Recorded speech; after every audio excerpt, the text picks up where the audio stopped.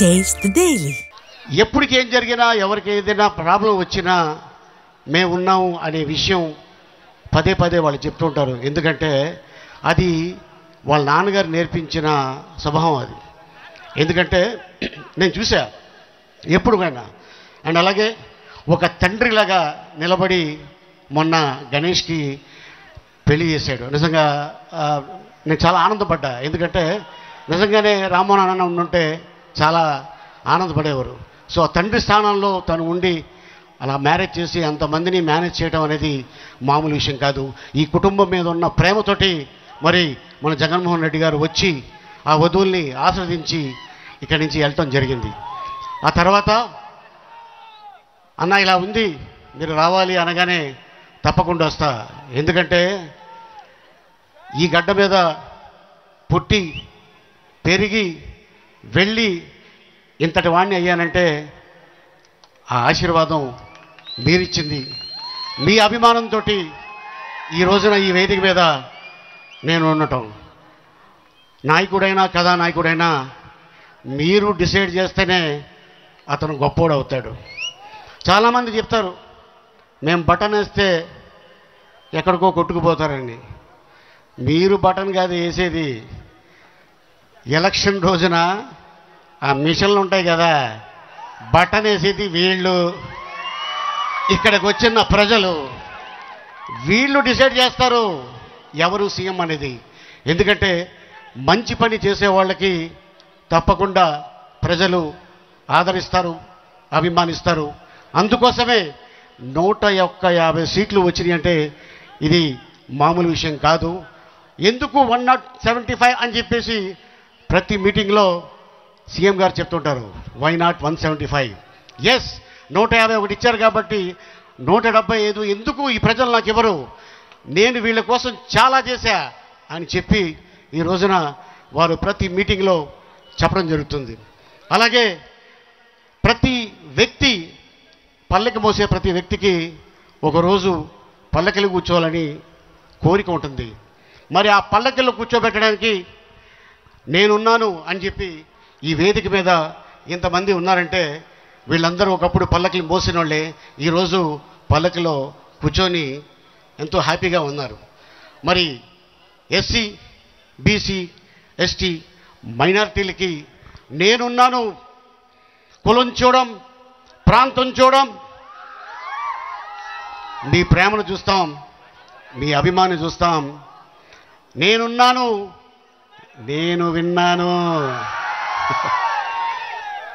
ఇది మరి అలాగే రాజాకి 32,000 మెజార్టీతోటి మీరందరూ గెలిపించారంటే అది వైఎస్ రాజశేఖర రెడ్డి గారి మీద ఉన్న ప్రేమ, మా జగన్మోహన్ రెడ్డి గారి మీద ఉన్న ప్రేమ, అలాగే మా జగ్గంపూడి మా రామ్మోహన్ రెడ్డి మీద ప్రేమ, అలాగే మా రాజా మీద ఉన్న నమ్మకం. ఆ నమ్మకంతో మీరందరూ గెలిపించారు. ఇప్పుడు వచ్చేస్తున్న ఎన్నికలు మరి ఇందాక అన్న చెప్పినట్టు డెఫినెట్గా అద్భుతమైన మెజార్టీ మీరు రాజాకి ఇస్తే ఈ ఊరికి మినిస్టర్గా వస్తాడంతే. ఒక్కసారి అందరూ ఈ ఏలు ఇలా పైకి ఎత్తండి, అందరు ఎత్తండి, తిప్పు.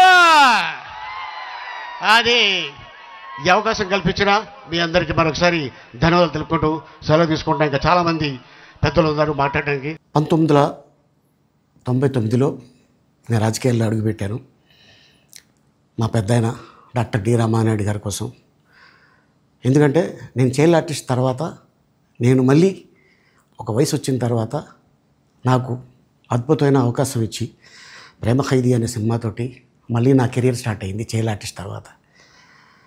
అలాగే వారు బాపట్ల నుంచి ఇలాగ నేను ఎంపీగా నుంచుంటున్నాను రా, నువ్వు రావాలి, నా క్యాన్వాస్ చేయాలి అనగానే తప్పకుండా గురుగారు, ఎందుకంటే మీ సినిమా తర్వాత నేను మళ్ళీ ఒక ఆర్టిస్ట్గా నేను ఎదిగాను, సో డెఫినెట్గా నేను వస్తాను అని చెప్పి వెళ్ళటం జరిగింది.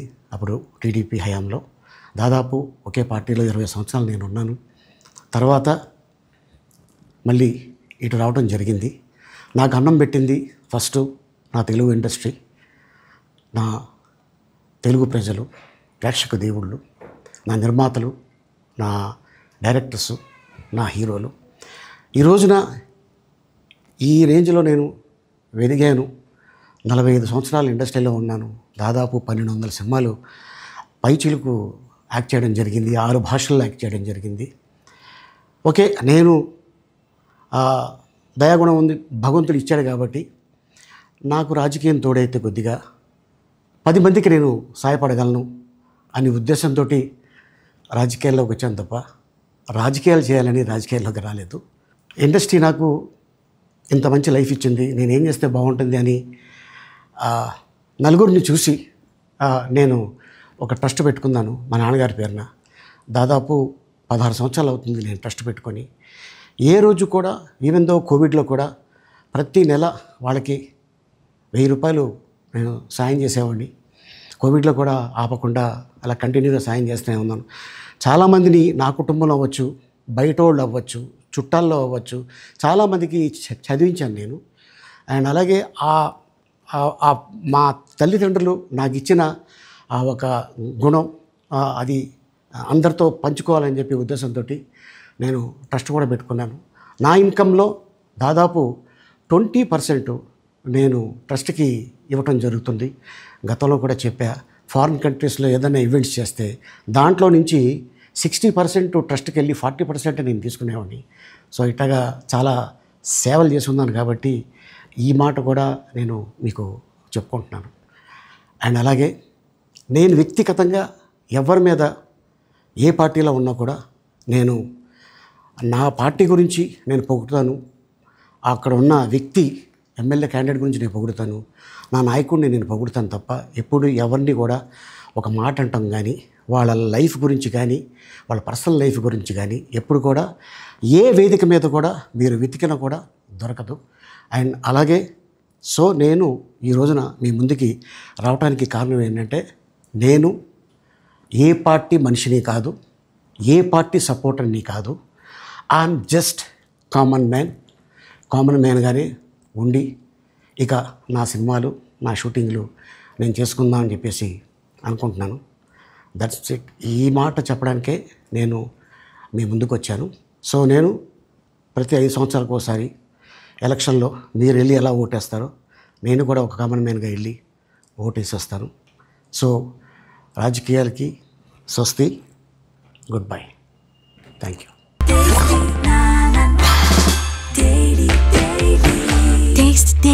Taste the Daily.